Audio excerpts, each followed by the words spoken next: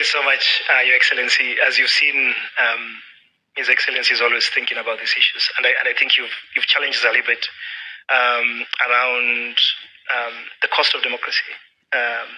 As much as there's an imperative, but what are the realities? And maybe, Your Excellency, as you also continue to champion technology, this is where we start to think about how can technology actually help this. And I think in the room, the examples where technology has helped in public participation. And maybe we can double down on how we ensure that technology can help us in that particular piece, especially the sort of the positive side of generative artificial intelligence. The second part, of course, is this, and this is something we need to think about, Aiden, and I'm sure that the community here will start to think about, is yes, you could have these enclaves of peace and then have national action plans.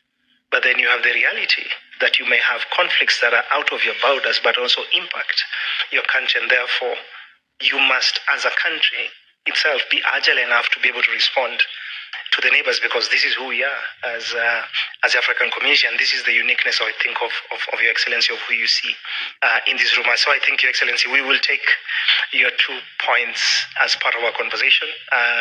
I've really been writing down so that we can actually begin to discuss, especially the weighty issue is the time conflict takes out of development. That instead of us developing, then we are, yes, mitigating conflict, and conflict is one of those reasons that erodes democracy. And we've seen in this part of our world that you may have 10 years of democracy and 1 week of conflict, and that 1 week of conflict erodes 10 years of democracy and potentially derails a generation in future of that. So thank you so much, Your Excellency. I know you have a busy schedule. We will continue with the meeting, and I think you can leave at your leisure. I don't know if just some quick introduction of, and then I can connect. So we have a list of speakers in this interactive session. Ministers, excellencies, ambassadors, you were prepped for this session. And the session was, I think, aptly framed by His Excellency, the Prime Cabinet Secretary. And I think, without even knowing, you've actually set the scene in the context of how are countries